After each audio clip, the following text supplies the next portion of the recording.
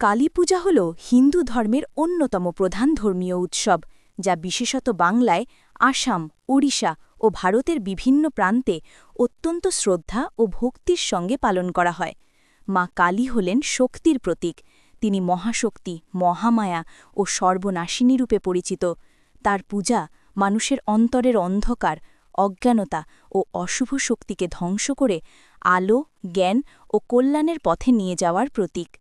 কালীপূজা সাধারণত দীপাবলির রাতেই পালিত হয়, অর্থাৎ অমাবস্যার রাত্রে, যখন চারিদিকে ঘন অন্ধকার বিরাজ করে।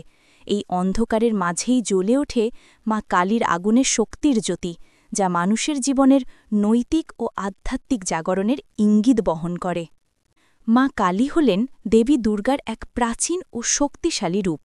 কালী শব্দটি এসেছে কাল শব্দ থেকে, যার অর্থ সময়, অর্থাৎ মা কালী হলেন সেই শক্তি যিনি সময়েরও অতীত। তিনি সৃষ্টি, স্থিতি ও প্রলয়ের মূল শক্তি।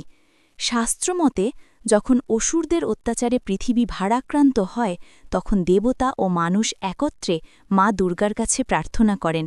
তখন দেবী ক্রোধে কালো অগ্নিশিখার মতো এক রূপ ধারণ করেন। সেই রূপই হলেন মহাকালী। তিনি করাল মূর্তি, গলায় মুণ্ডমালা, হাতে খড়গ ও ছিন্নমুণ্ড, দেহে বাকছাল পরিহিত ও মুখে রক্তরঞ্জিত জিহ্বা প্রসারিত। কিন্তু এই ভয়ঙ্কর রূপের মধ্যেই আছে মাতৃসুলভ করুণা ও প্রেম। মা কালী ধ্বংস করেন অশুভ শক্তিকে, আর সৃষ্টির জন্য জায়গা করে দেন শুভ শক্তির।